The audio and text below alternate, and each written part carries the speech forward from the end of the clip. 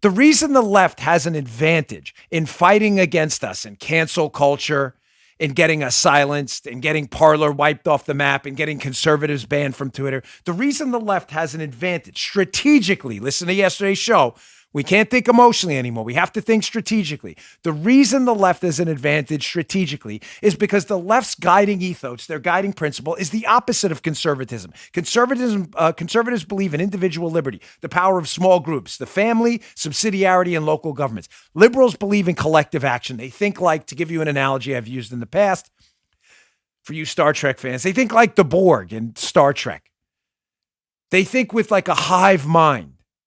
One person tells them what to do, their dictator, their ideological leader, their golden calf. And what does the left do? They act collectively. The whole principal tenet of socialism is collectivism, collective action, acting as a group. So strategically, not emotionally or morally, but strategically, they have an advantage over us.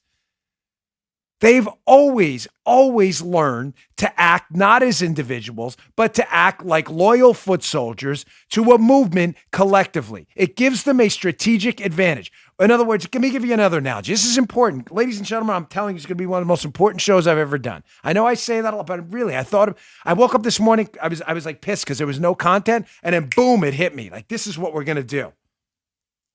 To give you an analogy, it would be like having a series of really great basketball players. They're all put on, they've never played together ever. They don't know each other and they don't speak the same language. One speaks Spanish, whatever. One speaks French, one speaks English, but they're really great. But they're put on the court with no practice and they're expected to win a game. I can almost guarantee you if you get a team where the individual players aren't as great as the individual players on the team of players that speak different languages. The individual players on the team aren't as great, but their team was pretty good and they've been together for years. That team will almost always win. Why? Because they have to, the team of individually great players has to overcome communication problems. They don't know each other. They've never practiced. Yeah, but they're all individually great. Terrific. They don't know how to play together in a team sport. The team does, even though they're not as talented individually. They will almost always win. Almost always. The group that's learned to play together as a team. We're learning that now. Strategy, not emotion. Example number one. Sorry for the long setup, but it's important.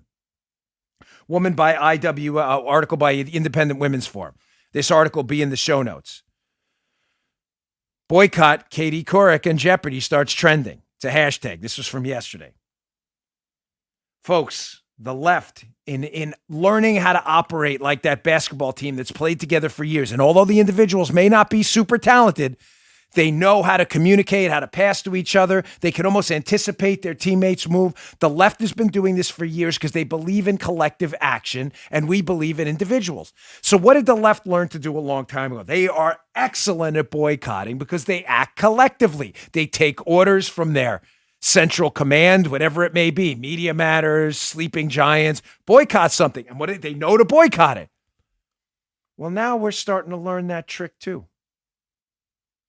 Katie Couric, disgraced former journalist with air quotes, who went on a weekend show last week or a cable news show and said that Republicans and Trump supporters need to be, quote, deprogrammed.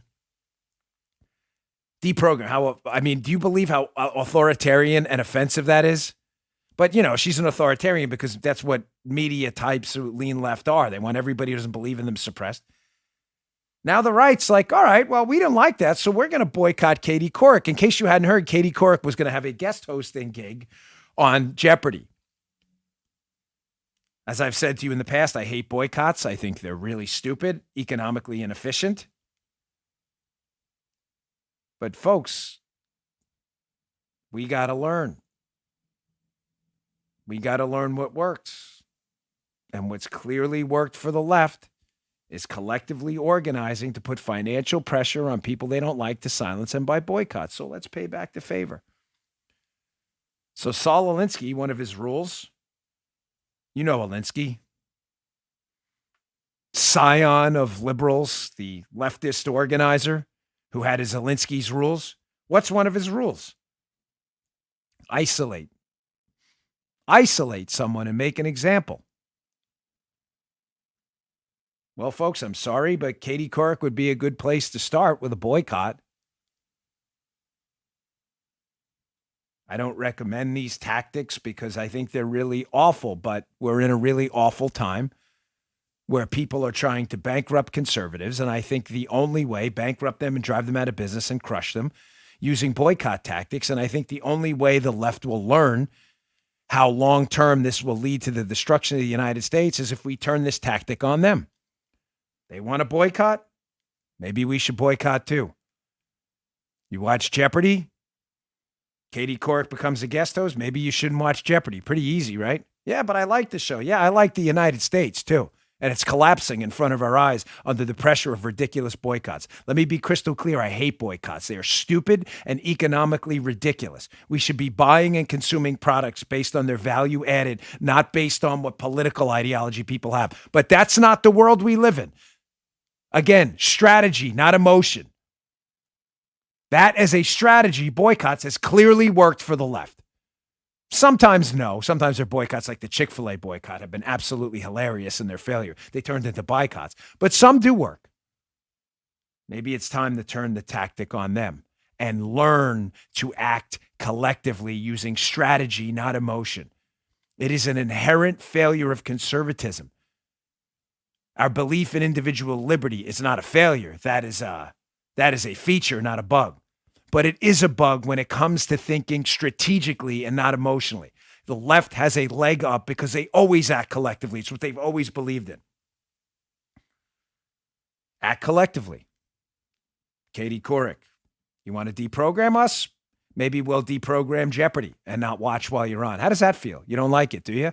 Kind of sucks, right?